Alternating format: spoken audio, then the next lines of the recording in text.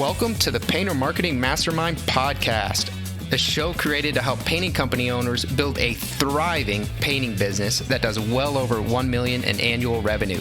I'm your host, Brandon Pierpont, founder of Painter Marketing Pros and creator of the popular PCA educational series Learn, Do, Grow, Marketing for Painters. In each episode, I'll be sharing proven tips, strategies, and processes from leading experts in the industry on how they found success in their painting business. We will be interviewing owners of the most successful painting companies in North America and learning from their experiences. Guys, you were here. You were tuned in for the Profitable Painters Winter Work Formula, and we're going to talk about how you can make this your best winter ever. This is not platitudes. These are not guesses. I have been doing this over a decade. I've seen these strategies absolutely work. I'm going to give you a brief overview of what I'm going to be covering. Later on in the program, I'm going to hand it off to the capable Mr. Brandon Pierpont, and he's going to introduce himself here momentarily. So the things that I'm going to cover are making sure that you're clear on your goals for the winter, critical timing, pricing your services correctly for the winter months, managing crews wisely, closing leads profitably, tapping into your most reliable resources for winter work, operational marketing, and ramping up B2B efforts, and also targeting commercial work. And so I've got a lot to cover in a short period of time. We originally slated this thing for an hour and a half, so we may run a little bit over, but I'm going to try to be as concise as I can. And I would like to bring up here my good friend with the best name ever, Mr. Brandon Pierpont. Brandon, take it away, buddy. You're not biased at all, right? Yeah. Yeah, I like the name Brandon too. So nice to meet you guys. Really excited to run this webinar with Brandon, founder of Painter Marketing Pros. Been heavily involved in marketing for painting contractors for half a decade, a little over half a decade. Been doing that, so not quite as long as Brandon, but in the space for a minute. And then heavily involved with the PCA, Painting Contractors Association, served on a lot of their committees. We've Painter Marketing Pros actually has been a marketing agency for the PCA directly. I don't know of any other agencies that they've hired, so that's pretty neat. Best-selling author. I've written 2 books, one of which was #1 Amazon bestseller. Run a podcast called Painter Marketing Mastermind Podcast, and then proudly served in the Florida Army National Guard. Very excited for this webinar. Awesome, buddy. Well, we're glad to have you here. So who's the little short guy? My name is Brandon Lewis. I grew up in Arab, Alabama. Dirt poor. My father, couldn't read or write. I had clubfoot, facial deformities. I often tell people, you can take the boy out of the trailer, but you can't take the trailer out of the boy. And so if I ever sound a little bit like a redneck, it is because I am. And friends make a big difference to me. Relationships are very important. If you look on this screen, I've just been so blessed my entire life with great friends and a wonderful legacy of 10 years of helping painting contractors achieve greater success. I am a Christian. That is a picture of me and my beautiful daughter being baptized. I think it's probably the most important thing you can do in your life as a father. Some of my fraternity brothers of all ages. And then, like many of you who want to realize the American dream, a picture of the house I built out in the woods. Most of you are striving toward some sort of goal in your life, in your career, painting. For some of you, it's getting a place that everyone can call home and staying there. For some of you, it's making a mark on your community, like what I do with the Tennessee Conservative News. But I show all this to you just to remind you that there's an end to this stuff, right? The reason we work so hard is for the people that we support and help and the relationships we build. And at the end of our lives, that's what we really value most. So if you would look at your painting company as an opportunity to make that stuff happen, that would be great. On the professional side, I've worked with 500 painters in 6 different countries over the last decade. And I built and sold my own large painting business and started in 2008 and sold it when the economy was still soft. So I've been through this stuff before, and I have seen it done just about everywhere. So the first thing I'm going to get into, guys, is talking about properly staging for a profitable winter. Profitably staging. That means getting everything ready so that if and when you go get work, you find work in the winter, you can actually make something of it. So the first thing I would ask you very simply is, are you clear on your goals? Just being busy is a poor man's goal. You will hear painters say this all the time. Oh, I just want to be busy this winter. Well, that is a poor man's goal. If you ask most painters at the end of the day, you go to the paint store about 5:30, 4:30, ask the painters that show up bedraggled if they've been busy, and they'll say yes. But that does not mean that they are wealthy. It does not mean that their day-to-day life is where they want it to be. So it is very important when you set goals to really have specific goals. So here are some that I would like for y'all to keep in mind for the rest of this training. You want to have higher monthly income. For a lot of you, you spend, months and months building teams, and then you have to dip into savings. During the winter, you want profitable jobs. You want interior work for many of you that are in climates that you simply can't paint in the winter. High crew productivity. Most of you have noticed probably over the years that productivity goes down in the winter. High close rates. If you've got fewer estimates coming in, you've absolutely got to close more of them as a percentage.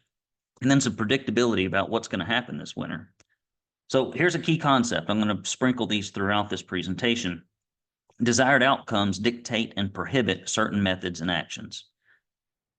I was on the phone the other day with a guy, and I looked at his business, and he's making about a third of what he should. And I talked about all the different business systems that we offer at the Painters Academy and how he's going to probably have to set aside about 4 hours a week to actually work on this stuff. And his big objection at the end of that call is that sounded like a lot of work. Well, when you want to achieve a certain level of excellence, you have to do things differently. And once you set a goal of excellence, there are certain ways that you must do things, and there are certain things that you're doing presently that you have to abandon. And so to reach these goals, once you set a goal for yourself to be busy this winter, the action you probably can't take is to do it like you've done it every other winter. If you're not happy with the results, that's the only reason I can think of why y'all would be on this call. So let's talk about timing and time management. Most painting contractors that I work with, this is the very first thing I have to help them with. Every passing day, starting today, really starting months ago, every passing day, your marketing and sales efforts heading into the winter produce a diminished result. What do I mean by that? If you look at the curve of leads that come in nationally, and I've seen the numbers in national painting franchises, lead services, etc. Right now, we are on a downhill slide toward the lowest ebb of demand, which is December, January, and February. And so if you drag your feet on the stuff that I'm going to talk to you about today, and you decide to do it 2 months from now, you will get a lower yield. So implementing this stuff as quickly as you can is important. If you want to be doing winter work, you don't need to go start looking for work in the winter, because there's this thing called a sales cycle. And there's a length to it, right? And you do not want the sales cycle. You don't want to start in December. And if y'all have probably been there before, you start in December and you start getting out there and actually hustling for a change. And then you close a bunch of work, and guess what? It doesn't start till March. Well, guess what? That's not helpful, because you're going to be busy in March.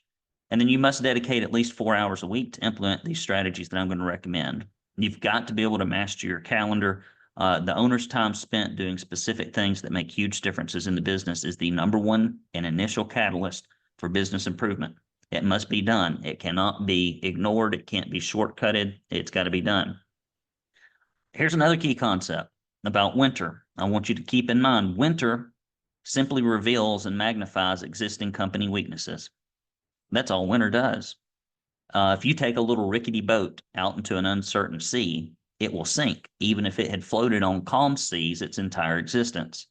And so winter comes along, and you think, well, my business is really good. It's just winter. I'm here to tell you that most high-functioning businesses, yes, they have a reduction in revenue in the winter, but they are not struggling. The owners are still making money. They're keeping almost all of their painters busy. And so if you have struggled in the winter months, like things are just absolutely terrible, what that tells me is it's likely that many of the things that you're doing in the other parts of the year are really the things that are making this come to fruition. So let's talk about pricing your winter work profitably. Another thing that I work with on folks, and this is so important during the winter, is making sure that you can accurately estimate your projects using production rates. Guessing does not work. Many of you are guessing numbers, trying to hold your crews accountable to a guess, trying to hold subcontractors accountable to a guess. You're paying people by the hour. You're charging by the square foot.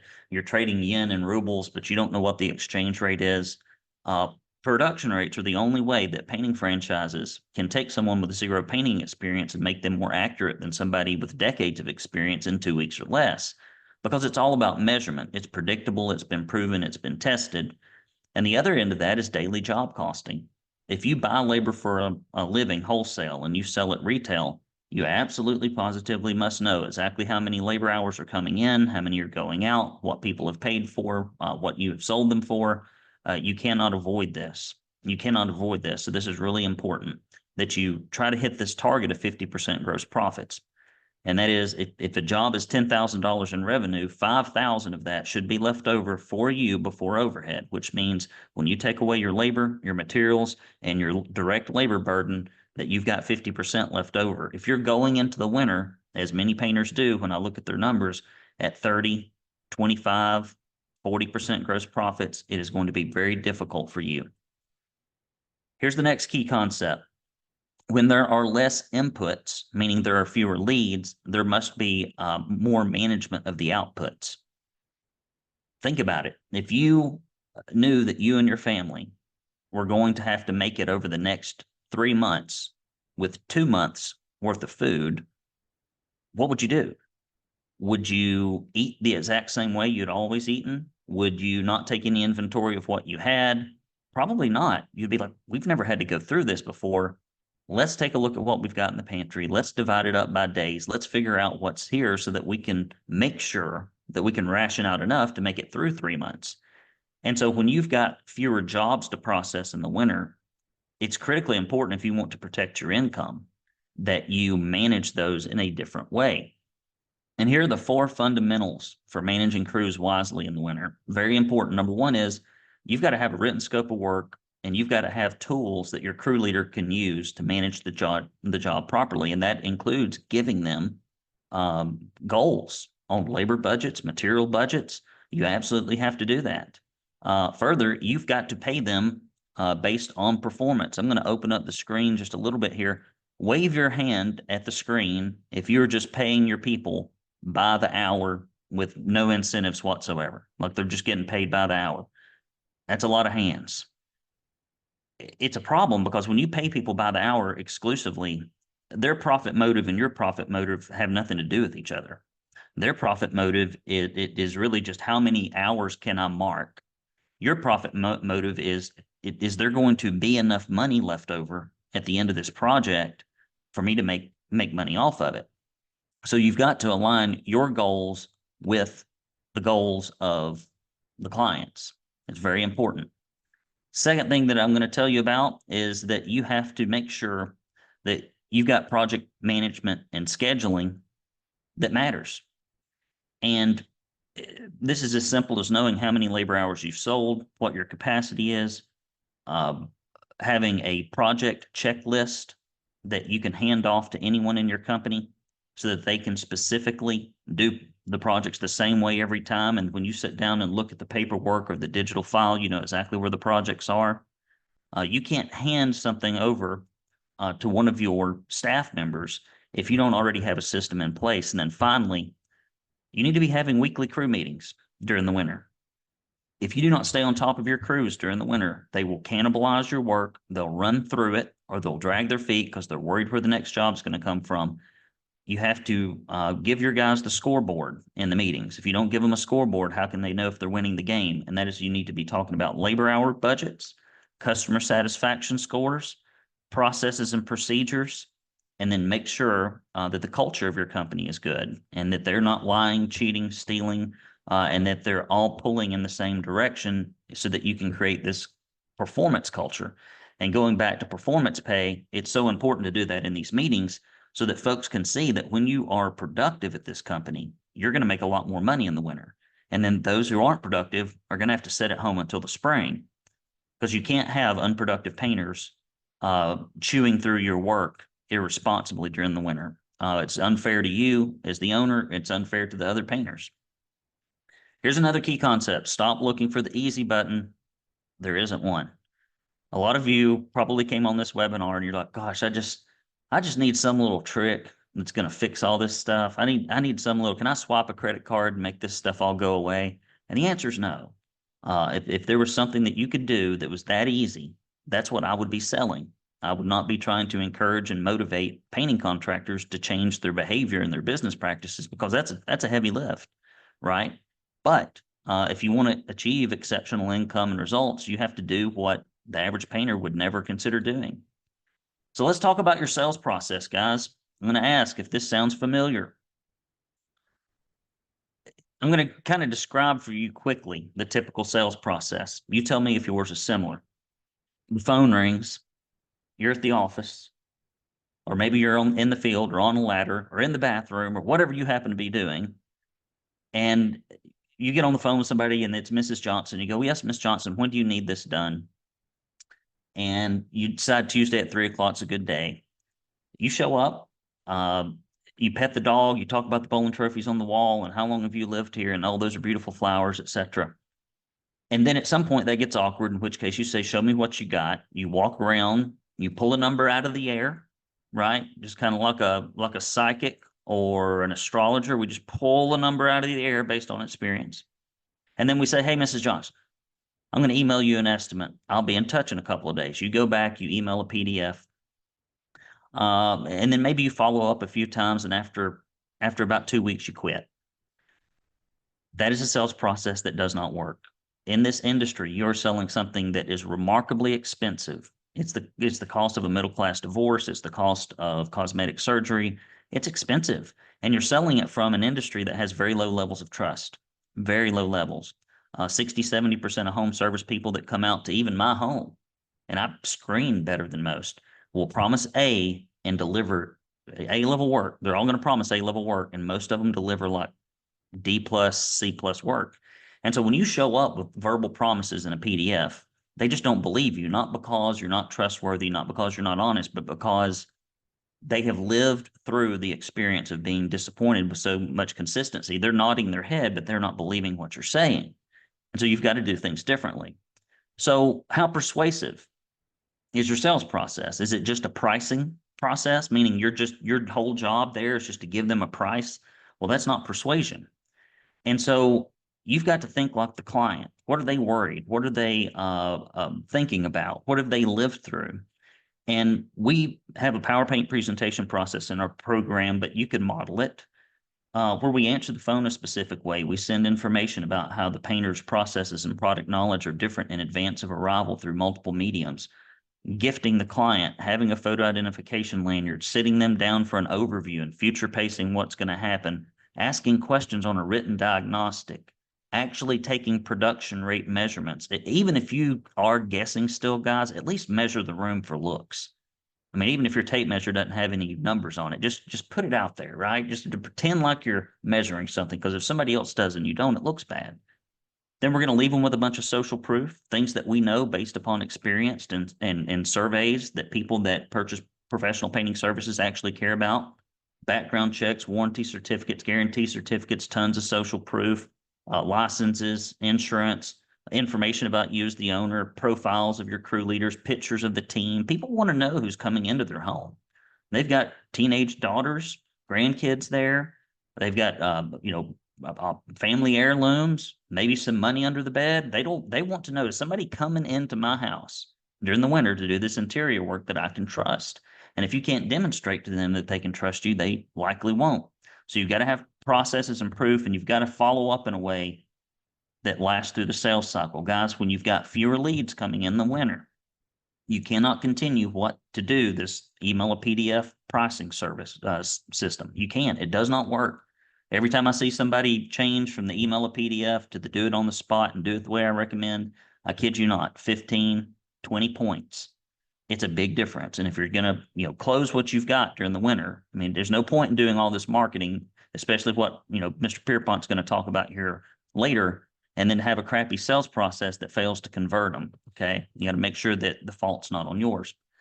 Phase 2, guys. Now, what we have talked about up until this point are all the things you can do in your company to make sure that when you get a job or get a lead rather, or a job, that you can make the most money out of it, that you can keep the most money from every project, that if you get a lead, you can close it at the optimal price.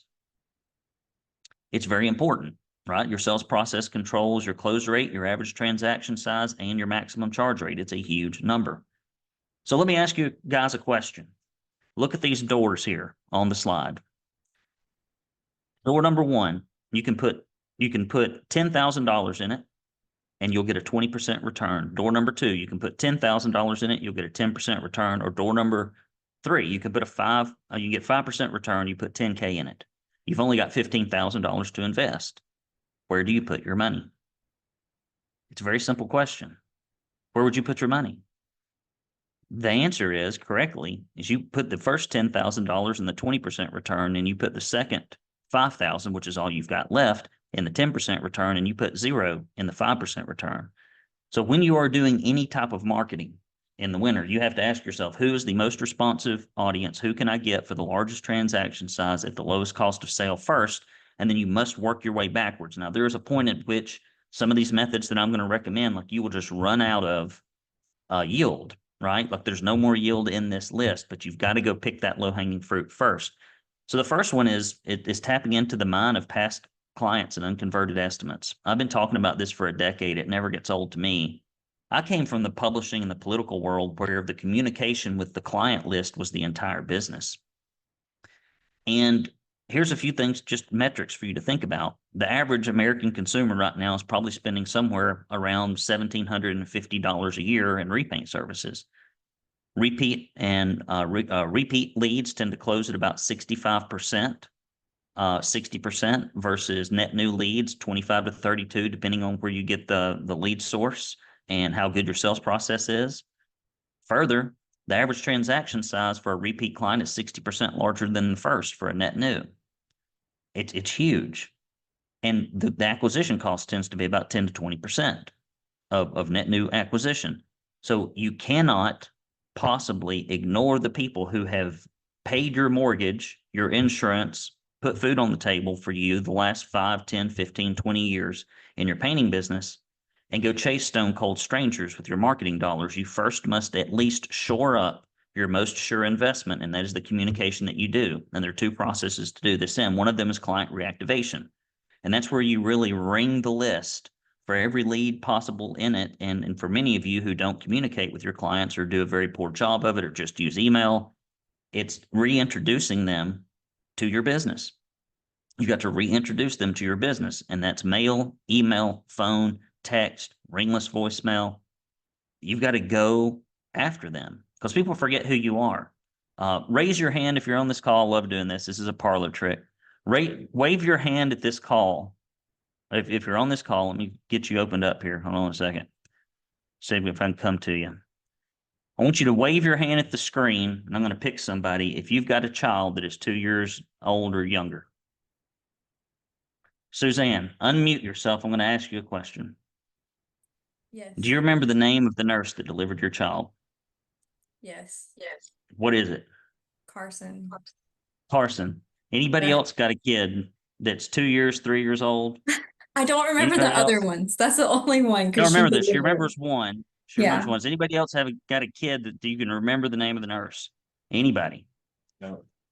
No. I have a 5-month-old daughter, and I have no idea who the nurse was. Yes. And occasionally people do. Chris? Yeah, I delivered my child. Okay, so you are the nurse. We had a home birth as well. Yeah, so I guess we had a midwife there. I wasn't there all by myself. And neither were you, Chris. You're there for emotional support. Then they said catch the baby, but that midwife, I bet, did a lot of work.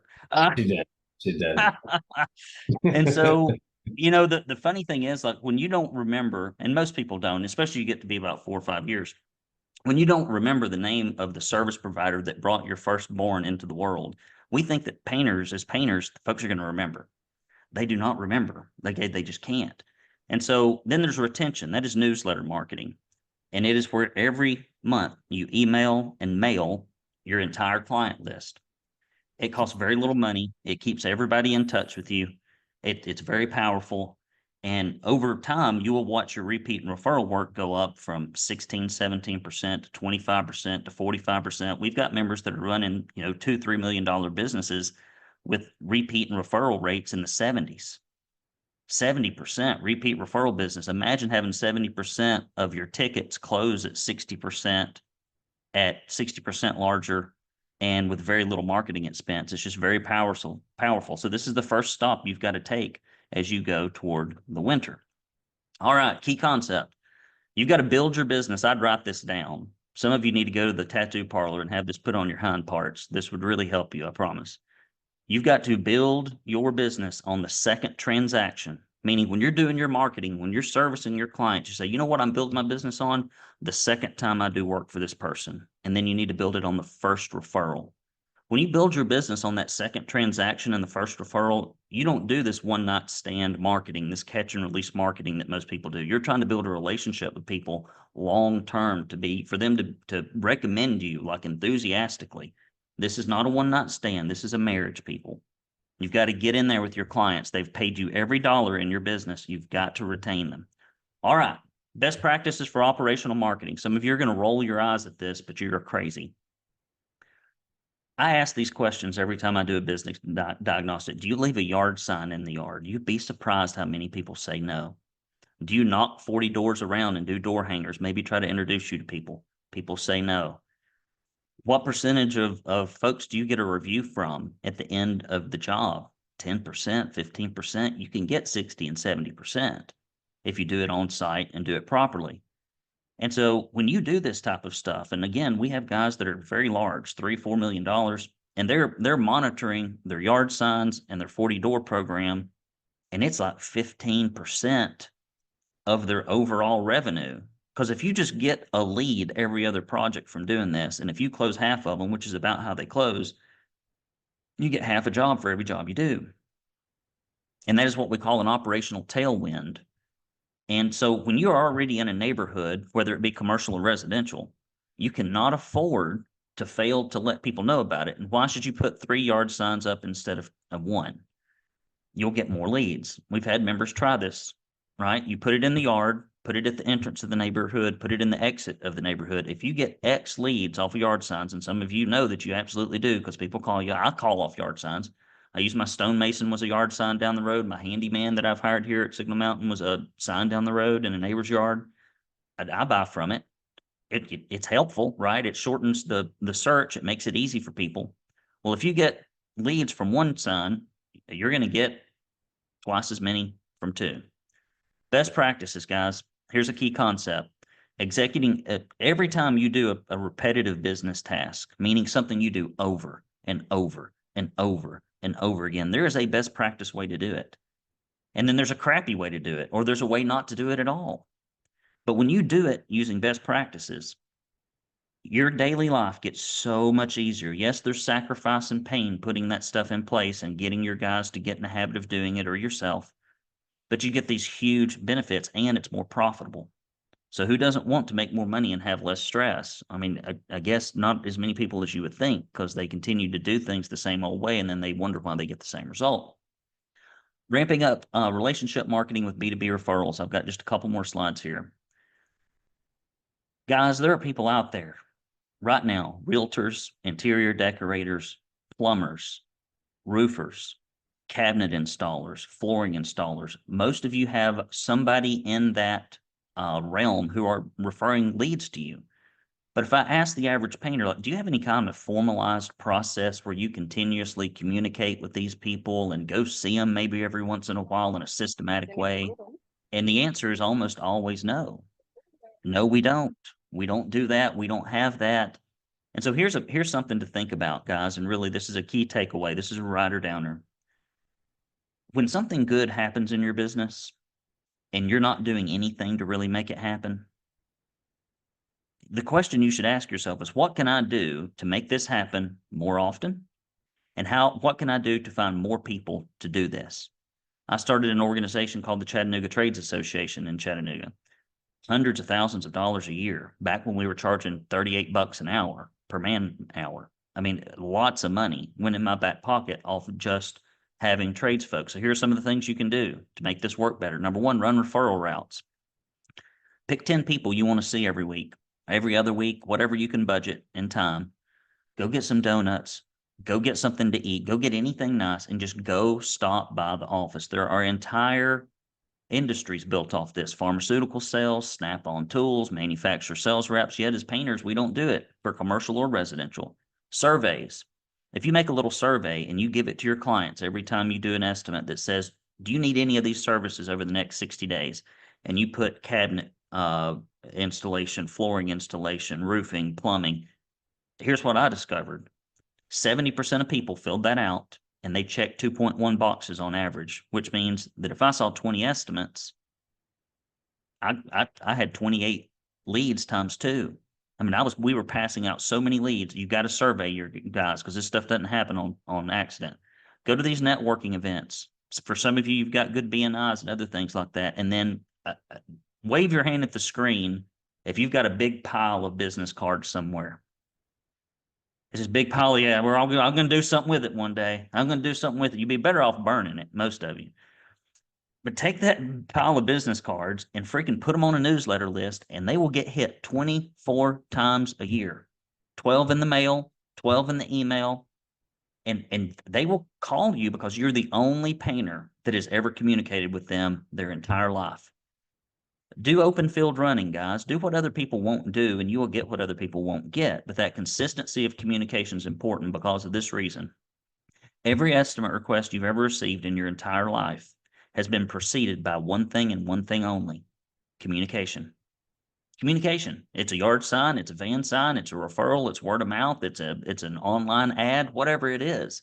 And so the more communication you have going out to these high quality B2B referral people in person and at a distance and one-to-many, the more referrals you'll have coming in. And in winter, it is often far better to focus on relationship marketing than almost anything else because you're slower, they're slower. And not only do you get work during the winter, when everything picks up in the spring, you've been working them for 3 or 4 months, and now they're coming after you hot and heavy. That's a good thing to have. Commercial repaints. I'm wrapping up here. You need to look online, Google, use the Google, right?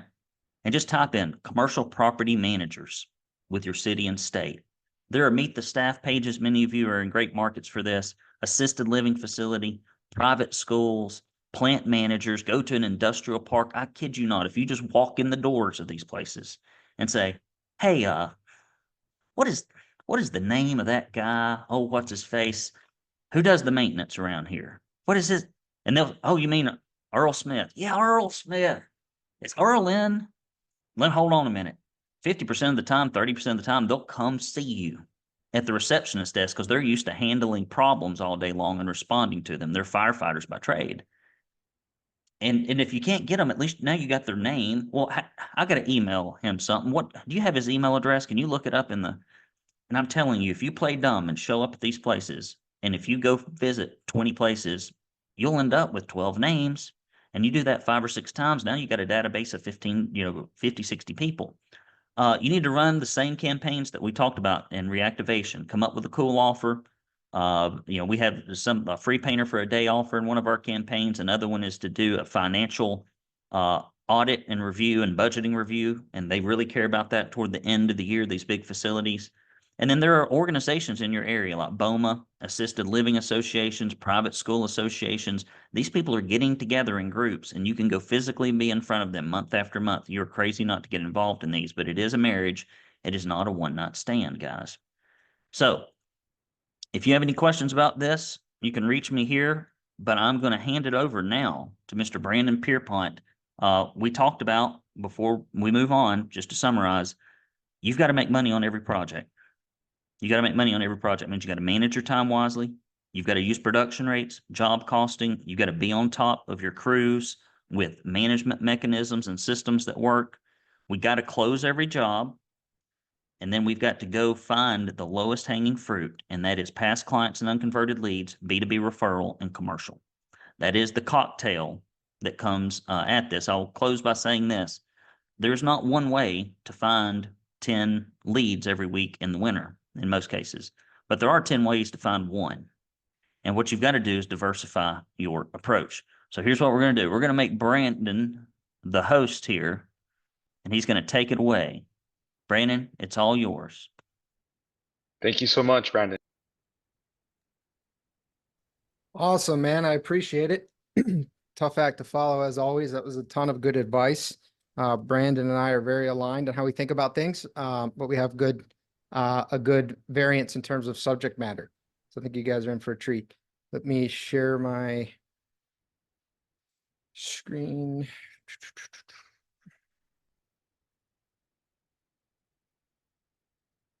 All right, and then we will open it up to Q&A at the end. Also, so you guys will have that opportunity. Q&A is my favorite part. I'm ready for the end. I'm ready for the end. Right. Yeah, that's my favorite part too. My throat does a little better in that. All right.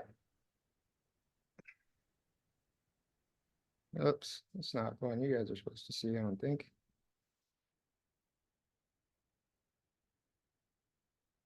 It's not a webinar if there's not a tech issue. Oh, please. I can sing show tunes while we wait. If you I want can to, even man. I can hum the theme of Bonanza. I've got all kinds of things I can do here to keep people occupied. I'm not opposed. I'm not opposed. All right. You guys got this?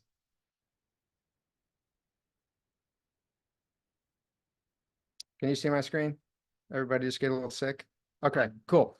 All right, so diving in here, already introduced myself, a little bit about Painter Marketing Pros, just some stuff I'm proud of with the team. So we're certified Google partners, Facebook ads partners. We do have a relationship with Fresh Coat Painters, work with a lot of their franchisees. And then we have a partnership with Academy for Professional Painting Contractors with Brandon, because we believe in his program. He believes in ours. We are frequent contributors to In Paint Magazine, Ask a Pro section. And then I'm incredibly proud of the team that we were able to be awarded the 2024 PCA Industry Partner of the Year at this year's Expo. That was a really big deal. I'd say a highlight actually of the company, of the company's lifespan. That was a big deal. So what we'll cover, Brandon went through a phenomenal 9 subjects there. We got 10 to 15. I was kind of nagging him. I'm usually very chill. I'm usually like the guy who's too chill. And I kept asking Brandon, like, how many do you have? Are you numbering yours or not numbering yours? And he's like, dude, nobody cares. Relax. So he didn't number his and I numbered mine. So that's why it's weird, because I'm weird, but that's where we're at. So we got three paid ad strategies to dominate. So paid ads, I want to get into what's working and kind of simplify it in your mind, how to think about that. And then I want to tell you to reduce your reliance on it. And that doesn't mean don't use it. It means diversify, right? So some of the stuff Brandon talked about, winning at Google Business Profile, special call out LSAs, local service ads, those little Google guaranteed ads, those are a big deal. Feeling ambitious, this is fun. So the feeling ambitious, this is something that I have not talked about ever. So if you guys have heard me present in person or online or anything, this is something that I've been kind of hesitant to talk about just because very few painting companies are going to actually do it. But I want to put it out there now. And then additional marketing avenues, number 15, I'm getting some cool stuff. So there are some challenges happening right now. I know that we're seeing it. We're definitely seeing it. I would imagine a lot of you are seeing it in the sense that the cost per lead is going up, and then people are they're taking longer. You know, Brandon preaches that people take a while to close. I think something like the average purchase take like 45 days, 60 days, 75 days.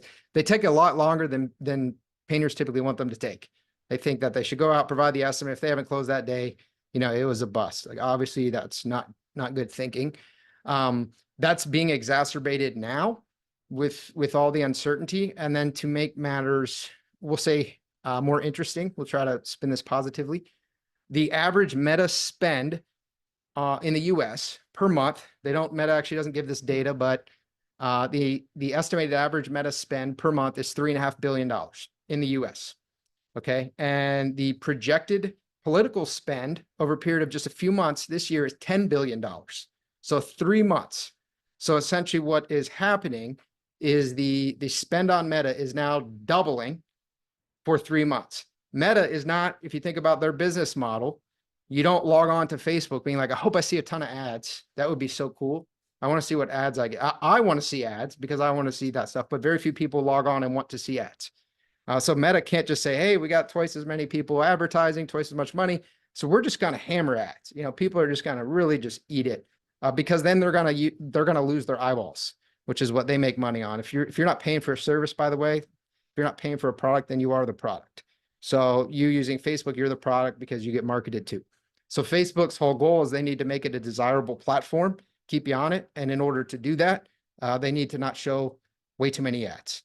So what that means is now you have more ads competing for the same eyeballs, because whether you're selling painting, whether you're selling e-commerce, you guys know that the cost of leads and ads goes up in the winter. And I think everybody thinks, oh, because the other painters are advertising. That has basically nothing to do with it. It's because you're competing with e-commerce and everything else. You're competing for the same eyeballs, the middle to upper class areas where you live, right? And now these political ads, they're competing for those people too, because they want the votes. So now you have more dollars being thrown at the same people, meaning it's an uphill battle for you. So we have some numbers here: 10 billion political advertising. It's essentially double what the spend was in 2020, which is mind-boggling, considering the election of 2020. And so they're estimating 2.8 billion for presidential election, 2.1 for Senate, and just on and on. But it adds up to 10 billion. And then September 15th through November 5th are going to be challenging. So we've already seen some challenge. I think the next month and a half, we're going to continue to see that challenge probably get exacerbated, which means you need to be doing the stuff that Brandon just talked about, right? You shouldn't stop the ads. I'm going to get into what you should actually do with that. But you should also leverage the resources, the lists that you already have, reach out to those past leads, reach out to those past customers, and don't screw up the leads that you get. Do it the right way. Respect the sales process. It's not order taking. You're not going out there, so many painters will go out there and want to take an order, and then they wonder, well, boy, that lead was no good because they went with the lower guy. They just wanted price. Well, you didn't give them a reason to pay more money. So of course they're just going to go with price. So think about it that way. Longer buying cycles, persistently high inflation, interest rates. Thankfully, the Fed's start to cut interest rates. We'll see what actually happens with that. Highly contested election, ongoing global turmoil. We all know just things are not phenomenal right now. Uncertainty about the future policies. And then all this is slowing buying cycle for large discretionary purchases such as house repaints. I think Brandon used the example of a same amount of cost generally as a middle-class divorce. It's an expensive discretionary purchase, right? People don't have to. You live in an HOA or something, you might have to, but it's not the same as a plumbing purchase or roofing. Your house, your roof is leaking. You kind of have to handle that. With painting, you don't. It's a want. It's not really a need. So when there's this uncertainty, when everyone's sort of, well, what's going to happen in November? How is that going to affect my pocketbook? It's harder to close them. Doesn't mean you can't, doesn't mean you won't, but they take a little longer. The money's there. It's just taking a little longer. So 3 paid ad strategies to dominate. I've talked about a lot of this stuff before, but I want to run through it because it's important. Number 1, select a cheaper platform, right? So we have Meta and we have Google. I am very pro Meta right now. Super pro Meta. Meta, well, number 1, let me say I hate both of them. So it sounds ironic from a digital marketer. I hate both of them. I hate the fact that they control the world, but that's the world that we live in. So I'm making the best with what I got. Meta over Google, pay-per-click 100%. Google local service ads over pay-per-click 100%. If you don't run a painting company that's doing probably multiple millions, then you shouldn't be running Google pay-per-click ads. It's not your friend. But you should be running Meta ads and treating them the right way, which we'll go into. And then you should be running Google local service ads. This will get you more at-bats for your ad spend because the cost per lead is going to be lower. So it's going to get you more at-bats. Don't be picky, be good. Right? The feedback, well, the lead just cared about price. The lead had a small project. It's a foot in the door. It's an opportunity for you to be good, to be better, to demonstrate a sales process, the ability to generate repeat business, referral business, to create a foothold in the neighborhood. It's your opportunity, it's your in. So number 2, generate more leads, make it personal, establish trust. People do business with people. Here are a couple of examples. I've shown them before, but they've worked really well. So just paid ad as example. I know Betsy, I believe, is on this call. I think you saw you there, Betsy. So her with the dog. That's I like that picture. This kind of stuff does really well. People like to do business with people. They don't like to do business with no-name companies. That's the whole idea why people market local business, right? Family-owned and operated, because people care. Why would they care? Who cares, right? If they're going to come out and do a painting project, but people want to do business with people. So make sure your marketing reflects that. Offer incentives. I'm not a huge incentive guy. I've never promoted this up until very recently. We've always seen the 15% off is everyone's go-to. It's been that way for a long time. There's actually science behind that. But I don't like that. Right now, we're leaning a little bit more into the incentives, right? And picking it up with a stronger sales process, just because you do want to get the leads at a good cost per lead. So seasonal holiday discounts are good. If you can do value ads, I always prefer that over a discount. It's like a free pressure wash or whatever that might include versus 15% off. And then if you can make a holiday, so maybe it's a work anniversary, right? Like, hey, we're celebrating our three-year anniversary of XYZ painting company, something that's unique to you, it stands out more. Then you're not lost in the Black Friday sale and the same sales that everyone else is running. You have your own unique sale. You can kind of run it a little bit off market, off timing, and you'll stand out more and tend to do better. And then make sure that you leverage, this is just sales and marketing 101, leverage scarcity and time-based offers. People have to have a reason to act. People are naturally apathetic. If they want to move forward with you, that's not enough for them to move forward with you. They have to really want to move forward with you. You have to kind of push them. And the way that you do that is through scarcity time-based offers. Okay, we have 15% off this month, right? Or free pressure wash or whatever if you schedule your estimate this month. Or 5 slots left for XYZ promotion. Give people a reason to take action today, not to think, oh, that looks pretty good. Yeah, I'll send myself an email, write down a note, and hopefully I'll come back to it, and I never will. Copy machine study. I like this study. I think it's just such a perfect illustration of how weird we are as humans. So it was a Harvard study in 1977. They went in and they wanted to cut somebody in line to make a copy, right? Sitting in there waiting Xerox. That was still a thing. And they said, version 1, excuse me, I have 5 pages. May I use the Xerox machine? That's what they said to try to butt in line. 60% of people let them skip the line. Version 2, excuse me, I have 5 pages. May I use the Xerox machine because I'm in a rush? Okay, that's a logical reason. I'm in a rush. 5 pages, not that many pages. I'm in a rush. 94%. You kind of have to, it's almost hard to say no to that, right? That's a real reason. Version 3, excuse me, I have 5 pages. May I use the Xerox machine because I have to make copies? That's not a real reason. That's a pretend reason. Are you using the Xerox machine because you need to get like a drink of water? Of course, you're using the Xerox machine to get copies because that's the only thing that Xerox machine is doing for people. But just using the word because gave people as much incentive to let you cut as a real reason. I'm in a rush. It would really help me. I don't have that much time. And all that is to say, when you create these holidays, it's your 3-year anniversary. It's Bob the estimator's birthday. It's whatever. Have a because and then a whatever. And it might seem kind of silly, but it's going to work as well as actually like a Black Friday or something that people accept as a normal reason. That's the lesson there. Understand who you're attracting. So when you run ads, let's go with the discount offer here is a really good example. When you run ads with a discount, you are naturally going to attract people who want a discount. We say 15% off. This is why I've been opposed to them basically always, and I'll go back to that stance in like 2 months. This is why you attract those kinds of people, because it's the messaging, right? Your messaging attracts who's reading it and who actually moves forward with it. That's okay, as long as you understand that and you are good at selling, right? If you actually have a dialed in sales process, you go in, this person wants a deal. Great. I'm going to have a really good repeat and referral business I'm going to go in and I'm going to make this person an offer to introduce me to friends and family. And this person will get even more off their paint project because I know that's important to them, right? And I'm going to turn that one lead into more leads. That's fine. It's the game that I understand that I'm playing.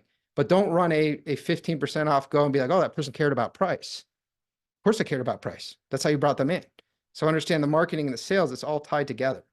And then holistic marketing works best. So very, very often people want to find this silver bullet. And with limited marketing budgets, which a lot of painting companies do have smaller marketing budgets. We have some colleagues running marketing for roofing companies, right? Plumbing, HVAC, things like that. It's not uncommon for them to have a $10,000 or more monthly budget. There's a lot more you can do with ads and things like that when you have it. If you're working with a $1,000, $2,000 a month budget, you need to be more limited, but you can still pick up the phone and call. You can text. You can pair with social posts. You can layer with a strong organic presence, and you can do offline things. So door hangers, direct mail, call text, email marketing with a specific group of people, right? A specific group of people. So for example, if you have a customer list, because you've been in business for X number of years, you can create an audience on Facebook. You can advertise directly to that customer list, and then you can cold call. It's not cold calling even because it's your customer list. You can call and reactivate that customer list. Now they're seeing your ad, you're calling them, and you can either do door hangers, you can send them mail, but you're now in their ecosystem in a variety of different ways. And there's something psychologically magical when you do that. When people see you here and there, they're much more prone to move forward than if they just see you in that one medium. So it's hyper-targeted, omnipresent marketing. You can do this with not past customers. Just, hey, these are neighborhoods that I really like. I want to grow my business in. So I'm going to market to them online. I'm going to market to them offline. I'm going to do door hangers. I'm going to do direct mail. I'm going to do all these things. And all of a sudden, you're just in their mind, right? You're just sitting there in their mind. You do that for an extended period of time. It absolutely 100% works. And then number 3, make leads more valuable. So speed to lead, always be fast on that lead. You must have a CRM of some kind because you should be in contact with that lead within 60 seconds. Whether they come through SEO, whether they come through a paid ad, however they get there, you need to be in touch with them immediately. If you're asleep, you still need to be in touch with them immediately. Provide a world-class experience, a standard like person not picking up the phone. What do you think that tells the homeowner? If you're not willing or able to pick up the phone when they want to inquire about giving you money, then how are you going to treat them when they want to inquire about you coming back and fixing something? It's a concern, right? You'd be even less incentivized to pick up the phone then. So that's the impression that is given by a lot of companies. Business hours, have your business hours be 24/7 and use a call center. People should always have the ability to get in touch with you. Make it easy. This is an example workflow we use. We use a CRM called Go High Level. This is for a new lead. It comes in. We're going to text. We're going to call. You can do a voicemail, ringless voicemail, as Brandon talked about, and then we're actually going to force an automated outbound call. So it's going to call you. It's going to be a little robot, prompt you to press 1, and then we're going to kind of force you to do your job. Give people a variety of different ways to move forward with you. So give them a self-book option. Some people want to text. They're comfortable with texting. Some people want you to call them or they want to call you. Some people, usually older people, would maybe be more comfortable with email. And then some people want to self-book. They don't want anyone on the phone. They're busy. They just want to find a slot. So ensure that in that messaging, you have the ability where they can just go ahead and get on your calendar, right? Don't worry about pre-qualifying. Like, well, I want to make sure they're qualified. You can call them after they book. Just get them on the calendar. And if qualification has been a big issue for you, you can qualify later. Have multiple communication channels to answer the phone. Stick it out. So 1 year follow-up. That's our drip, right? When we have the CRM, it will follow up for 1 year, not 1 week. I think if you guys kind of think about how often do you follow up, it's very rare for painting companies to follow up much more than maybe 2 weeks. And that's kind of crazy when you think about how long it usually takes a homeowner to make a major decision, which means a lot of homeowners are just sort of left with nobody. But I've gone through Thumbtack and Angie, and that's how you can see how a lot of these not all sophisticated contractors are working. There are some great contractors on those apps, but I get hammered. If I say I need something, I get hammered for like 2 days. And then it's just gone. Nobody cares about my money anymore. It doesn't matter. I still haven't done the project. If somebody just sent me a message like 4 days later, they would almost certainly get it because nobody else is around. So it's wild. Don't just keep running in circles. Make sure you have some system for automatically following up on those leads. And then give your proposals on site. You know, Brandon talked about like the mailing of the PDF. Obviously, it's not what you want to do. Give it on site gives you the ability to objection handle. It's not being pushy. You're actually obligated. If you run a company that provides a good service that takes care of your clients, doesn't screw them, you were obligated to do everything you can to get that homeowner to move forward with you.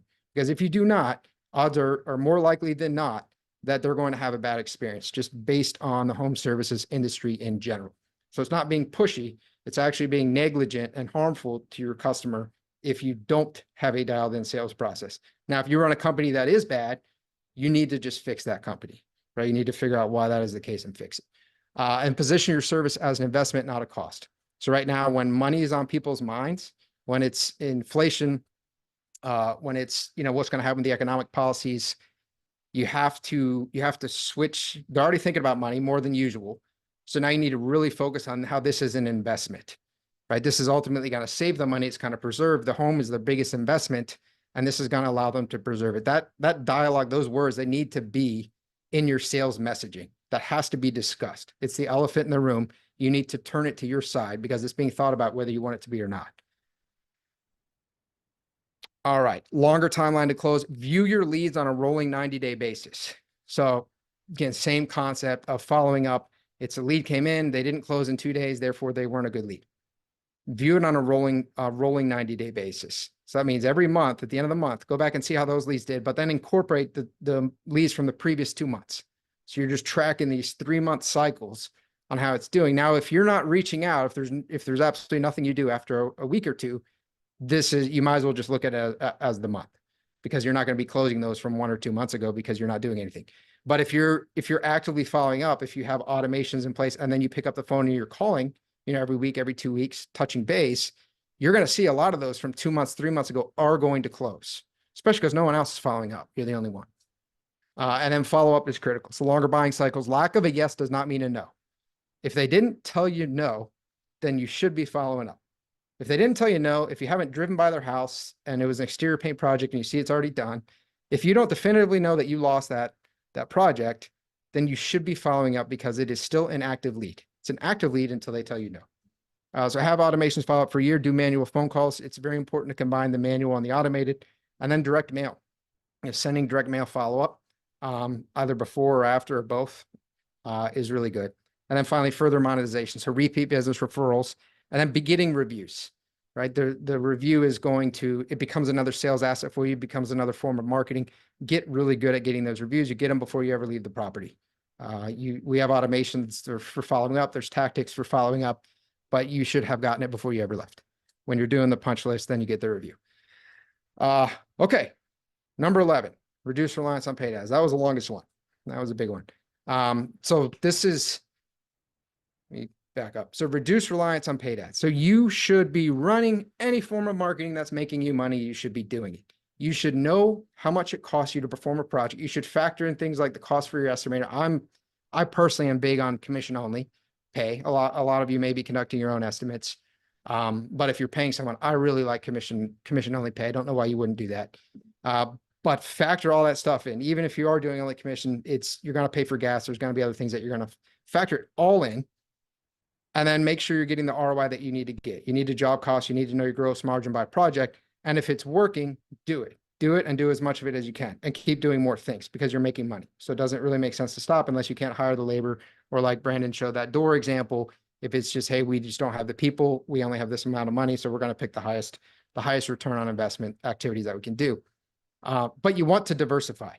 You want to diversify because Google, Facebook, they have a nasty habit of changing their algorithms, and they don't tell you that they're going to do it. So just go in, they change it, and then we're left kind of scrambling, figuring that out.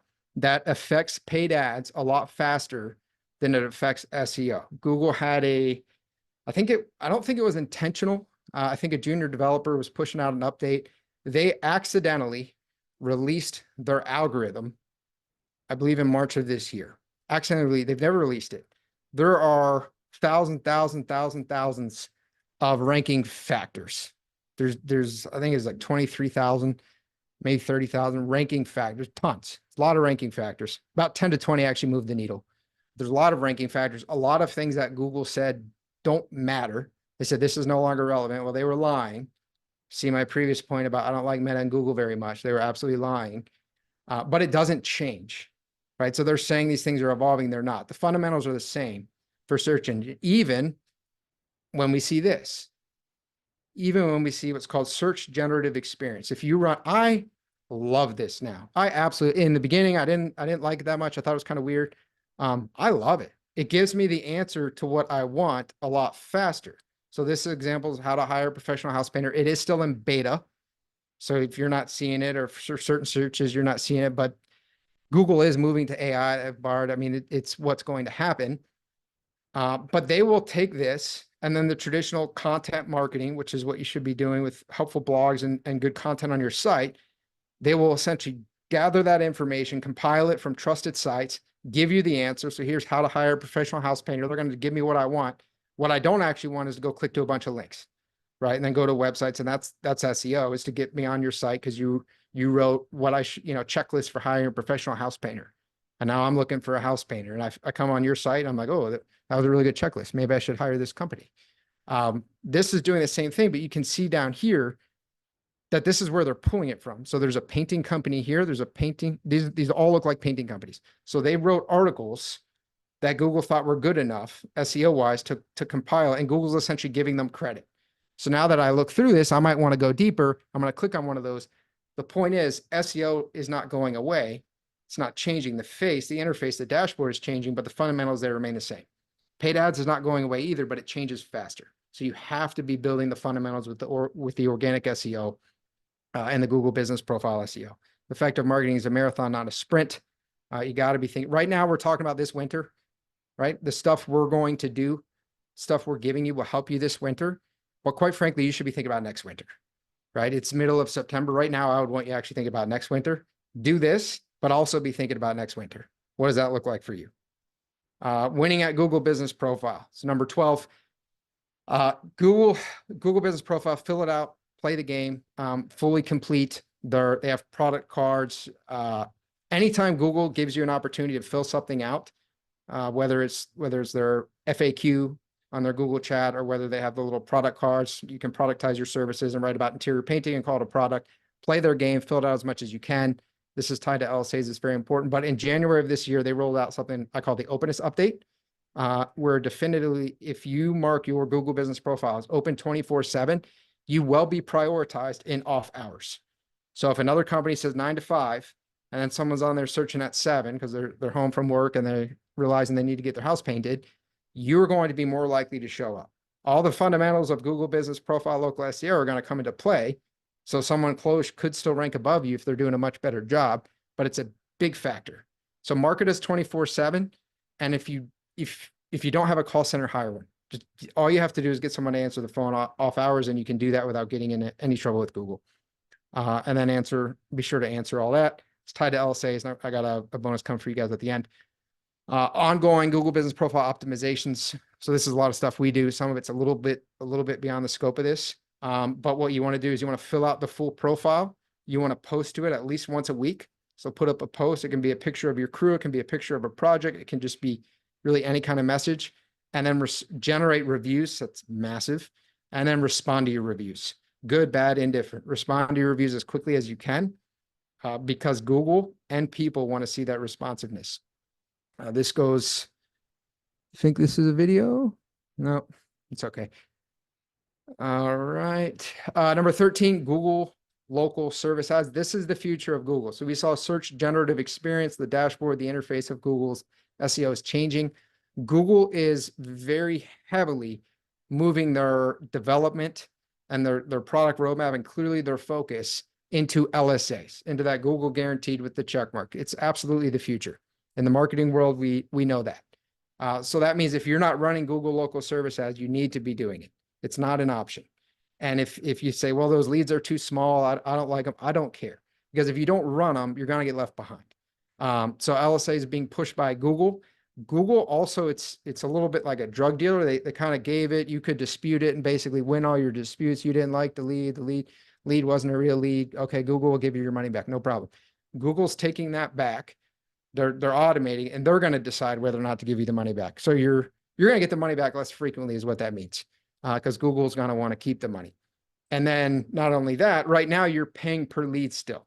So it's someone on Google searching for a house painter. Maybe it's $50. That's awesome. A $50 Google lead is awesome. It's showing up at the top of the search results.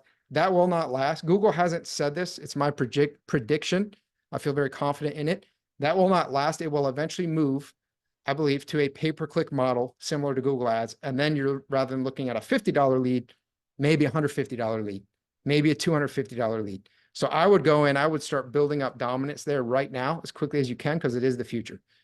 Brand name searches, so people searching for XYZ painting company, that didn't used to show up on local service ads. If you search for painter near me, that would show up.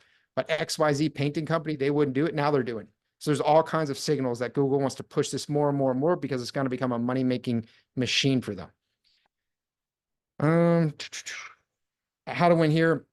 This is tied to your Google Business Profile. So back to that being strong, important for organic. That's the baseline for your local service ad account. It's tied to your Google Business Profile. So treat that well, optimize it, be as strong as you can there, generate reviews consistently, and it's going to give you a head start in your LSA. Post weekly, upload photos weekly, generate reviews consistently through the actual LSA. So if you get a lead through LSA, then get the review through LSA, right? You can actually do that, and you can still request a review through your Google business profile, but get it on the LSA. Answer leads. So we run LSA for all of our partners, and I get BCC'd on the emails. So I get a god awful amount of these emails every Monday being like, hey, here's your LSA update for the past week. And I browse through them, right? Because I just get like a ton, they fill up my inbox. So I start looking at them, and it's usually 2, 5, some will be 0, some will be like 8. And a large percentage of those are unanswered. Like the vast majority of them are unanswered. So install the app on your phone, make sure you answer it. If you don't answer it, call back through the app, because again, that's how you play this game. Google has put a check mark. They said, you're Google guaranteed. We approve of this company. If people are trying to get in touch with you and you don't pick up the phone and you don't call them back, Google's not going to keep saying we approve of this company. So you have to think about it from Google's eyes. And if you see the missed call and you say, well, it's okay, I'll call them back from my work line, then Google doesn't know you called them back. So you have to call them back through the app. So Google says, okay, like, good job. We know that you got in touch with that lead. You didn't leave them high and dry when we gave you a thumbs up, because that makes us look bad. Again, Google wants LSAs to work. They want people to adopt it. They're not going to adopt it if they keep calling and companies don't answer the phone. All right, good. So feeling ambitious, and I'll kind of expedite this because I know we're running over, but feeling ambitious. So this is next level stuff. This is next level stuff. We're going to start rolling out. Had a conversation with one of our top partners about this. Videos are the future. So videos are the future of SEO. I know Brandon's doing YouTube, Walking with Brandon. How many of you guys have seen the Walking with Brandon thing? I assume a lot of you guys have seen. I like those. So Walking with Brandon, this stuff is the future. So Google, when you conduct searches, you've probably seen YouTube links or show up. More and more YouTube links are showing up on that first page. Google owns YouTube, so they're the same company. But more and more of those YouTube links are showing up on the first page. What you can do with videos, you can actually create it, you host it on YouTube, and then you embed it into your site. And so you almost get a double boost, because it's more likely to rank that page on your site, but the video on its own can rank as a YouTube. So you have kind of like 2 bites at the apple there with video, and people just love video. They resonate with it. They respond to it. They trust you more. And again, it's all about creating that market of one. So when you show up, you and Chuck in a truck, well, they haven't seen Chuck in a truck. They've seen you. So leverage in paid ads, but also in SEO. Paid ads works really well. YouTube search results are increasing. Video is the future here. And it makes you the authority. So it makes people know, like, and trust you. You become a market of one. A lot of our partners aren't that comfortable on video. That's okay. If you're not that comfortable on video, maybe your estimator is, right? Doesn't necessarily need to be you as the owner. It can be someone else representing your company who can be doing this. But video, if you can adopt that, it will help. Now, here's the really fun part, and the part that I talked with our partner about. So you can create, this is what a funnel looks like. And so now we start to get into more strict marketing. This is what a funnel looks like. So rather than running an ad, which is what the 99.99% of painting companies do, it's what we do for our partners, because this is next level stuff, where we'll run the ad and we'll say, hey, we have an offer, get 15% off, or hey, looking for a house painter near you. That's the offer ad. That's the bottom here, right? So you're like, hey, I just met you. Let's get married. Do you want to get married? You cool if you give me like $8 grand? That's what that ad is. It works because that's the only thing the industry runs. But to the next level is you create videos, you create educational and entertaining videos for impressions, right? So an example of what I do with this is the Painter Marketing Mastermind podcast. I've released like 140 episodes or something. I've been doing it for like 3 years. People follow me, they listen. There's no real call to action. There's no salesy push. There's nothing. And then they'll come in, and who are they going to partner with, right? When they've been listening, they've been following this actionable advice for like 2 years. They were a small company. They grew. Now they're at almost 1 million. Like, Brandon, man, it's time. I've been listening. I've never talked with them, but they've heard me for 2 years, right? That's what you guys can be doing in your space. So you create an educational or entertaining video talking about different things, like a Walking with Brandon would be a good example of how he's adopting that. You run it. You create a small ad budget, because when you run ads for impressions, there's different types of ads you can run. Impressions is the cheapest. So you run it for impressions, and there's no call to action. There's no nothing. There's no book a call. There's no set an estimate. Nothing. But what Facebook's doing is it's actually tracking how much of the video people watch. And so then you take, okay, people watch over 50% of the video. And I'm giving away the farm here, guys. Like this is, if you take this and you use it, it's awesome. So then people watch over 50% of the video. And then you run another video and you're only targeting that people. So it's retargeting. So now you have an audience that Facebook knows, because you can do all this in the back end. And you're now retargeting them with something a little bit more salesy. Now it's testimonials, it's story brand videos, it's something a little bit more about your company. They're getting to know you better. You track who watches that, and now you come at them with an offer. And your cost per lead goes way down. Your close rate goes way up. But this is a multi-step funnel. It takes time. It takes some investment on the front end, and it takes the willingness to do video and really go outside the comfort zone. So this is the next level stuff I wanted to drop, because some of you might want to actually think about doing something like this. And then additional marketing avenues. So grassroots sponsorships, things like little leagues, churches, local events, your local farmers market, whatever. Sponsoring that stuff is really good because Google likes to see industry and location specific backlinks. Google knows that's a local thing, that you're getting a link from it. It's going to help you. There's certain ways to research it, go online and actually figure out if that link is worth anything, figure out if you'll actually get a link when you do the sponsorship. But when you get those links, that's going to help your SEO. And then you pair it with, let's say, a banner on the fence with a little league, or you're in the bulletin for the church, or there's something else that's going to trickle in some leads. It won't be a massive influx of leads, but it's going to trickle in some leads. And it's all about creating this online, offline ecosystem where you're getting more and more leads and just growing your overall presence. So this is excellent for your SEO. Create a multiple of these more fishing lines, and you add a bunch of little things like this over and over and over again. And all of a sudden your winter months start to look a whole lot better. And you're not as reliant on the paid ads and the cost per lead going up. And then texting and calling people. So I went to I'm a big fan of Alex Ramosi. I talk about, I feel like nobody really knows who I'm talking about when I say that. He's very big in the marketing world, not as big in the painting world, but he's written a couple books, $100 million offers, $100 million leads. He runs a podcast, runs a private equity firm. And I met him in person. It was like meeting a hero. It was a big deal to me. Talked with him for 10 minutes, like 3 weeks ago. And he talked about like texting people, right? And I met a couple people who are actually, they run tree companies. So tree service companies. I met a couple guys there, and they're doing pretty big things, and they're growing their business through texting. So texting is often overlooked. It's neglected.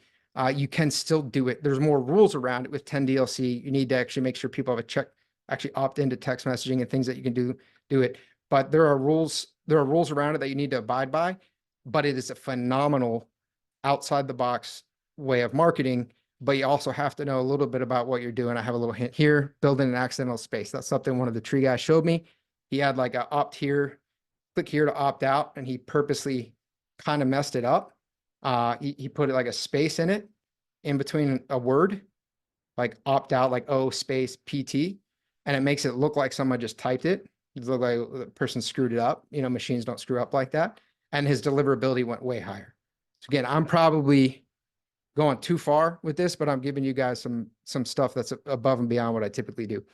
And then calling people. So picking up the phone, calling people, just say, well, I don't want to cold call. If they're your client, if you've done business with them, if you were in their house 3 years ago, if they were a lead and you reached out and you talked to them before, it's not cold calling. That's not what the definition of cold calling is. So pick up the phone, call people, because that works. Bonuses. So that was again, I was kind of being OCD about the numbers. So that was 10 to 15. Then I got some bonuses. Be aggressive with your marketing. Be contrarian. A lot of most successful people have made the majority of their wealth in downturns. So be contrarian. When there's a downturn or there's winter, it's your opportunity to recruit labor. If you've ever, I can't find enough painters, I can't find enough work. If you're the company that when they're getting laid off by other companies, you pull them in and say, hey, I got work for you. Who do you think they're going to be loyal to? Right? So if you're wanting to make big gains, recruit labor, keep that labor, and take market share, right? Take market share, go out and market aggressively when other companies aren't. And now all of a sudden you can dominate certain neighborhoods. If you have a roadmap for where you want to expand geographically in your area, account for cash flow. Don't go bankrupt, right? So you do need to account for cash flow. You have to actually sit down, know your numbers, do the math, and make sure that you're making a smart bet on this stuff. Sell as an investment, not a cost. We talked about that. You need to pitch this as an investment. They are thinking about the money. I promise you that. And then reinstate loss, Google Business Profile reviews. A lot of you, I know I have. I've probably noticed your reviews are disappearing. It's insane. Google's just wiping them off the face of the earth. I think we had like 45 or something 5-star reviews at Painter Marketing Pros. We went down to 15, maybe. I went through this process and now we went to 40. Now they're starting to take them off again. So now we're at 37. So it's their algorithm is going out of control with the spam. I do have a method. It was going to be a lot to include here. There's a lot of steps. There's a video tutorial. It's a whole thing. But this is my offer to you guys. So if you book a strategy session here, you're going to get the strategy session. So we're going to meet with you and actually talk about what you should be doing this winter. We're going to give you that full Google Business Profile Review Reinstatement cheat sheet and video training, which if you lost a lot of reviews, that would be a good thing to have. And then we're going to do this for you for free. We're going to create a custom QR happiness card template for your painting company. So something you can hand out to generate those reviews at the end of your projects, and be sure you're getting at least 1 out of 3 projects giving you a 5-star review. Brandon, that's what I got, man. I think you're on mute. I think that was great. Good. Everybody well, you can't, I would say give them a round of applause, but we couldn't hear you Go because for you're it, all man. muted. All right. I see some folks clapping. Hey guys, I'm going to go ahead and just go. And so we can take questions here. And there are 2 ways that we can take questions. Now, listen, some of you got to go places. That's fine. I'll hang out here as long as people have questions because I've got nothing better to do. So if you've got a question, there are 2 ways we can do this. Either A, you click the little show your hand button, which is probably more effective. But for those of you who don't know how to do that, can't figure it out, if you will wave your hand at the screen, and if I see it, if it's violently waved, I will come to you. Pete, I see that's not violent enough, but at least I could see you. Pete, go ahead. All right. Yeah, I had a question on responding to Google reviews. And like, is there a time limit to do that? Because I have a few that I didn't respond to, but they're like, 9 months, a year ago. No. Is there such a thing as There's too late? there's not a time limit to respond to Google reviews. No, if you have any, so what we'll do when we have a painting company come on board, we'll actually go back and any reviews they haven't responded to for the past 12 months, we'll respond to it. So you should definitely always respond to it. Okay. And there's no time limit on that. Another quick question is it better to have a Google service area or a location? I mean, we're a service business, so. If you're, it's better to have a physical office and a location. Much better for your SEO. Much better. Very few companies do that, in which case you need to list it as a service area because people are not coming to your house. Thank you. Good questions, Pete. Other questions, either click the raise your hand button or wave your hand crazily at the screen. All right, Maurice, we're coming to you. That's from, some people call me a space cowboy, for those of you that aren't that old. Go ahead, Maurice. Yes, sir. Thank you. Yeah, so I heard him mention that it's really important, actually critical, to respond back through Google through the app.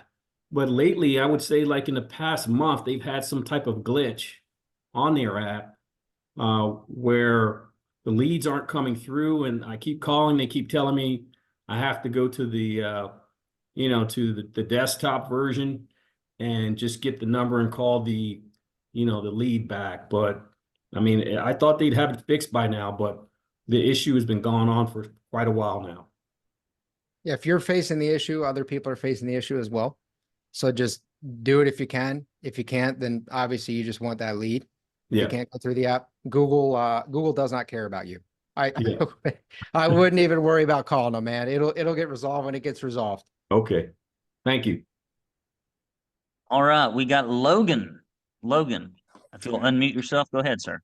Perfect. I appreciate it. So my question for you guys is, when doing cold reach outs to, say, larger commercial work, like commercial property managers, et cetera, do you guys have a favorite practice that you'd like to do? I know it's just doing the things that other painting contractors don't want to do, but is there anything specific for tips you guys might have for us? Okay, I'll take this one. I'm actually going to do an entire workshop. We've created, I don't know, probably close to a dozen commercial repaint acquisition programs over the last decade. It's something we focus on intensely.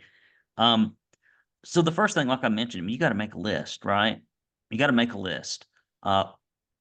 The victory goes to the people that show up. And when you show up in an office, when you call them, email them, you just hang in there with them, it works. I kid you not. You could take a cocktail napkin and put on a Sharpie, we need some commercial painting work, Logan, and your phone number. Copy that thing on a copier. And if you mailed it to enough people, you would get a phone call.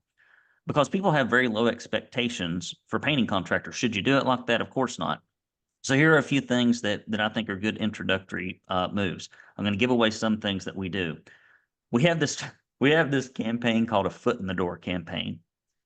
And what we do is we buy these large foam foots and we put the company name on them. And then we put a box together and it's got socks and toenail polish and everything that would have to do with feet. It's very dorky. And we have these big red boxes and we stop by and there's a big letter that says, I'm just trying to get my foot in the door. And these maintenance managers and facility people think it's freaking hilarious. And we just simply get in front of them. Any excuse to have a face-to-face interaction with another human. And the other thing you have to remember is that old corporate marketing is boring as hell. And like most of you, I kid you not, I could take your websites right now and whatever you're talking to your computers about, your customers about, and I could rearrange the names and the phone numbers and it make no damn difference. You know, in business for 40 years, high quality painters, we treat you like family. I could go, there's like 15 things. Like it's all people say. And so you've got to say things a different way if you want to be heard, because you got to shake people out of their beta mode. Further, again, these guys are like sitting ducks in many of these organizations. I mean, there are organizations that have seriously taken 15, 20, 30, 50 prospects that spend hundreds of thousands of dollars a year and put them in a room. And all you got to do is go drive and physically be there, add them to your newsletter list, and then things will happen. And so the main thing I would say, the main thing about going after commercial work is you have to calendar 8 to 4 hours a week and either do it weekly or bi-weekly. I'm going to see 15 people before lunch or 10 people or whatever you can get on Thursdays from 8 to 12 o'clock. And if you just consistently get in front of those folks and then communicate with them in other methods consistently, you will get that work. I've never seen someone who did that not be successful, not once, not ever. Now, I've seen a bunch of people be lazy and not do any of it, in which case they weren't very successful. But if you just get in front of them, Logan, and if you got a decent sales process, I promise you, free painter for a day, doing diagnostics, anything you want to do, really makes a huge difference. I mean, just getting in front of them but you got to be systematic about it. It's like going to the gym or going to church or anything else that you do with regularity that you think is important. If you do it with regularity, you will get the result. So this is kind of an aside here, Brandon, but I want to mention it because of the red shoebox. So this was a letter. This was something I received, like a bright blue thing. And then it came with this. It's so cool. I saved it. I saved cool marketing. Came with this. It's a video letter, right? So these things. Frank here with Fiscal. Just wanted to stop And by this guy and say hello. is selling me. He created a little intro, just for me, couple like 30 seconds, 15 seconds. And then he kind of puts his hands up and now he's got this reel that he's created that he's going to send to everybody. And you can create things like this for property managers, for people like that, but it super stands out. The important part of doing stuff like that is what Brandon's saying is the follow-up. You don't send it and then like, oh, well, cool. I stood out. Yeah, that guy stood out. And then he sent me an email and he said, hey, I just want to make sure you got the shiny letter I sent. It's like, what shiny letter? And I went and found it, but his mistake is he hasn't followed up since. He hasn't called. He hasn't done anything. This guy should be on me until I'm on a call with him. Exactly. So you got to follow up. You got to get, but even boring marketing consistently applied and directly Consistent is more important. Much more. It's better. It's better that it be both. But I mean, just the consistency is critical. But I even have people that have hit a lick at it. Like I'll coach them and I can't get them to do it and I can't get them to do it. And then 1 month they do it. And then they quit for 2 months. And then 1 month they do it. And then they quit for 2 months. Well, 18 months later, they got $400,000 a year worth of commercial work. I'm telling you, very little effort produces big results in commercial because nobody else is marketing to them. You ask most of these guys that are sitting in a basement, their name's Earl, and they're by the boiler, and the only person that ever calls them complains. And when you show up, if you ask them, when's the last time a painter stopped by to see you? They will say never, because painters don't market. They stay at home and hope the phone rings in most cases. Other questions, moving on to other topics, other questions. Wave your hand at the screen or click the oldie yellow hand button. whichever you prefer. We've worn them down, Brandon. They're tired. Beat They're 'em dying. down. No We more promised an questions. hour. We're still here, almost 90 minutes. Here we go. All right, Angel, go ahead, sir. Hi, I just had a quick question about well, AI is the future of pretty much everything, but I was just wondering how Google, Facebook treat the copy created through AI, such as ChatGPT. That's a good question.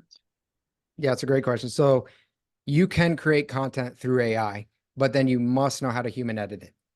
You must. That's the part. So there have been multiple updates that have rolled out this year where sites that are doing really well just got annihilated. And so what you can't do is say, hey, I'm gonna just create tons and tons of content. I'm gonna create a machine, an unnaturally large amount of content. Can't do that.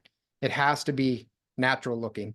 You can use AI to assist you in the copy. At some point here, you'd be negligent not to, because like you said, everything's moving in that direction. You should use tech, but you have to go and you have to human edit it and you have to make it helpful. That's what Google cares the most about. They care that it's helpful, that people want to read it.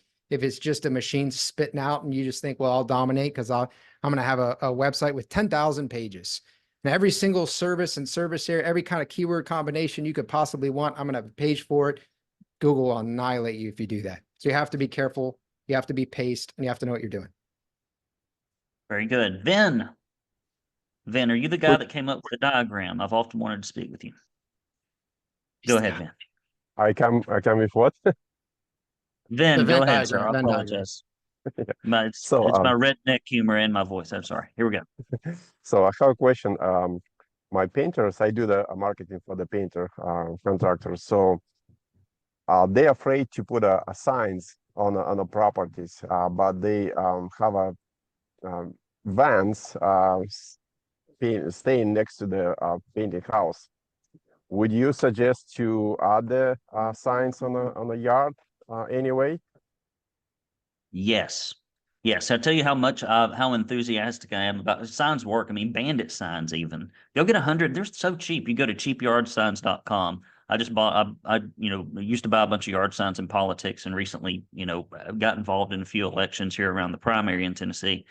And you can get them $5, $6, $7. You buy 100 of them. You could stick them all over your county. Now, here's the thing. People often say, well, the HOAs don't allow it or my municipality won't allow it. People always look for the exceptions in order to form rules about how they run their company. And that's not what you do. You go do what is the best thing every time. And when there is an exception, you begrudgingly accept it. But here in Chattanooga, for example, if you put out yard signs and if you don't take them up, they give you a $50 fine. I didn't care.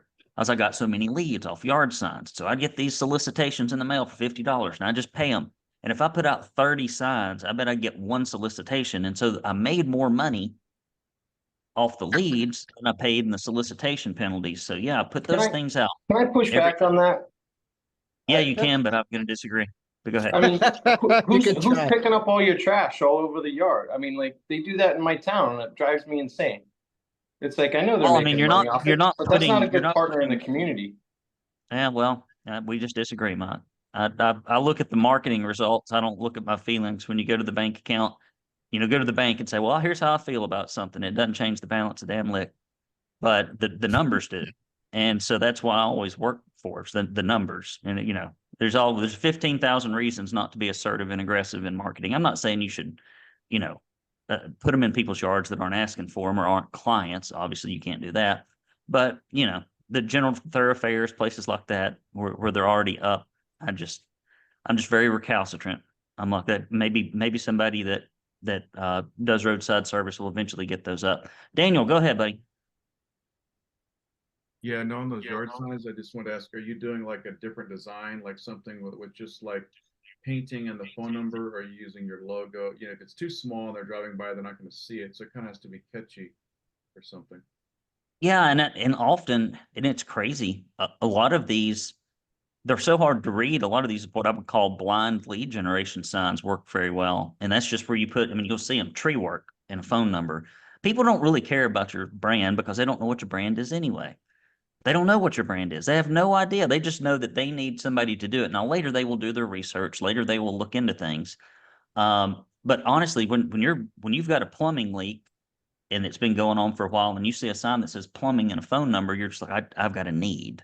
And so your job, often I'll give you an example. You're not a rainmaker as a painting contractor. You are a rain barrel, meaning that you cannot force someone to want to purchase your services. All you can really do is harness the organic demand of what is being asked for. That's all you can do. And so, and if you put out a rain barrel and it rained yesterday, you don't get yesterday's rain. You can only catch the rain that comes in. And so, Dan, as long as the more places you can put messages in front of good audiences, the more likely you can get enough leads to sustain you. And so what I see most often is that painting contractors are not nearly as diversified or as assertive or aggressive in their marketing. And the other thing I see that they do is they put it in the wrong place, or either they stretch their marketing budget too thin over too broad of an audience. And so what you want to do is go a mile deep and an inch wide in highly lucrative markets. And you don't have to have a big budget to have a big brand. You don't. If I can get one other quick question, I put it on the chat, but I didn't see if I respond. It was just on a texting app, because you mentioned earlier about texting clients as one form of communication. My CRM will do one at a time using Twilio, but it won't send out a blast. Like, you can send out an email blast, but you can't send out a text blast. Is there another way to get around that? Pierpont, what's your favorite mass text app? I've got a few that our memberships use and that I use, but what do you like? I like ClickSend. I think we're going to do ClickSend. ClickSend, yeah. Okay. Text Magic, a lot of our guys have used, although they've become more difficult to work with. I use a Fix Your Funnel, which it connects to Infusionsoft. I mean, they've all got their quirks. So you just got to see which one works for you. Robert Collins, coming to you, buddy. Hey there. Yeah, actually, so coming back to my question, I was asking you guys, right, about referral bonuses for clients. So we have a referral program for all of our clients. Anybody that has done work for us or sent us business, we send them a $50 gift card to a restaurant, and it's very labor intensive. I do it manually right now currently, and I'm wondering if you guys know of a service that we could punch in the client's information, because we'll already have their address, etc., where we could actually have a mail out or something there of the sort, where we prepay for it. And then after that, it's, it goes out to them just as a thank you for the referral. So yeah, there are lots. I mean, if you just type in gift card mailing service, there'll be 1,000 of them on Google. So I mean, there's no shortage of them.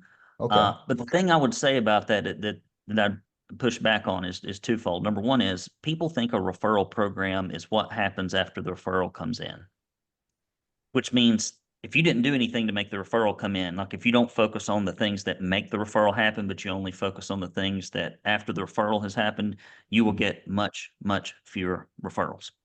It is the communication and the relationship that generates the referral. If you have good communication and good relationship and you never give them a single solitary spiff ever for any reason, you will get more referrals than if you gave them $100 per referral. But there's none of this communication and relationship. So the tchotchke or the gift is like of almost no importance. What is of importance is the communication and the consistency in the relationship. And the other thing I would say is this, not everything in your business is going to be automated. And a lot of things need to be highly personal, because if you've got somebody who sends you referrals and they're freaking sending you $10,000, $15,000, $100,000 a year worth of referrals, you better write a handwritten note, put them in your newsletter, go by and see them. And so I would just, if you don't do it, it's automated. If you don't do it, it's automated. So if you've got an assistant or somebody that can come in once a week and get that stuff done, hire an administrative assistant, put together a list of like tasks that recur on a repetitive basis, 8 hours, 16 hours a week, you can get that stuff done. But I'm a big fan in this space of being highly personal and professional, because the people that do that just make more money. So I would, the relationship part is important. The referral and what you give them is less important. And I would say, the more personal the gift can be, the better. The more endearing it is, the better. Okay. Thank you. Thanks for your time. I get those. I hate that crap every year around Christmas. All these vendors send me impersonal garbage, and I don't like a lot of clutter. And I usually just throw it right in the trash. Because I'd rather just have a note, right? And a lot of people don't need a bunch of stuff. And so what they really want is to be appreciated for the business or what they send you. Other questions? Other questions before we hop off here, guys? You've been very kind to hang in here this long. It's a big group for how much overtime we've run. Yeah. Well, we hit our limit. Like we told them 100 Yeah, people because capped it's all out. we can have on Zoom, and it stayed at 99 for about an hour and 15 minutes. So that's pretty good. Anybody else? We got one last one. There's always a straggler. Ryan, go ahead. I got one. Oh, we got Balding's got one and Ryan's got one too. It's as soon as you say we're leaving, that's when they ask the questions. Go ahead, Mike. Oh, Michael. Hey, what's up, Brandon? Got a question for you. I love the little secret stuff you're putting in on making video like a long-term play. And we've actually gotten way more skilled at producing videos that are decent and not terrible. How do we, functionally, how does that work? We have a YouTube channel. You post the videos on YouTube, you embed them in your site. Like what are, just like the quick, like 30-second spiel on how to functionally do that? Yeah, I mean, you just nailed it, right? So you create a channel, upload it to YouTube, you embed on the site through an iframe. So whatever you're using on it, I think you guys are on WordPress, so you create an iframe, put it on there, and then and you link to the YouTube.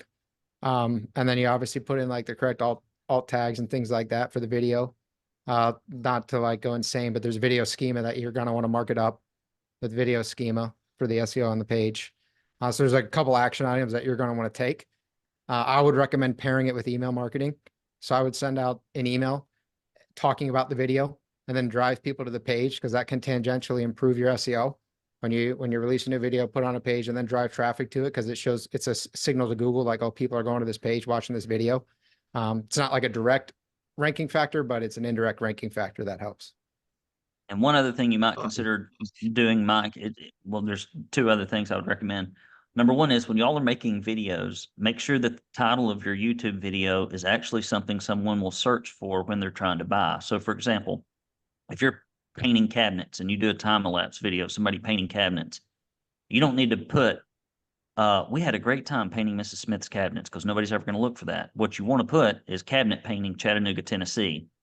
And when somebody looks for cabinet painting Chattanooga, Tennessee, and then you put it on your blog for that same search term, and then I would also recommend that you can either get the video transcribed. I think Google provides a transcription, and to use that as copy underneath the video, you may have to format it a little bit. And if you speak redneck like I do, you may have to edit it quite a bit.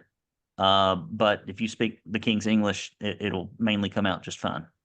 You can have AI edit that. If you actually go to the Painter Marketing Pros website, you click into our podcast, we transcribe. I don't really bother editing it much because we hide it, but you can also hide it where someone has to click like the read more and it opens it all up. And we just have like a god awful amount of content because it will transcribe the podcast. But yeah, then it's Google's reading it. Their bots are reading all that stuff. Yep, certainly. Okay, Ryan, you got to unmute yourself. Okay. Thank you, guys. I enjoyed it today. My question is with postcard mailing to residential, have you ever heard any science behind what day, what week, what month? And I know like the month would depend on probably on the part of the country you're in, but like, is there a day where I could expect to get better results than another day?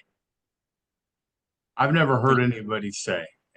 Well, now I have read studies about business B2B mail, like when people process things. It's been the same since the beginning of time. It's almost like the middle of the week. Tuesday, Wednesday, Thursday is always better than Monday, Friday. A lot of times in political mail, when you do political mail, you hitting the mailbox, which you can barely damn do anymore.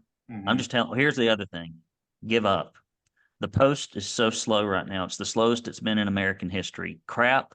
It's just the postal service is a wreck.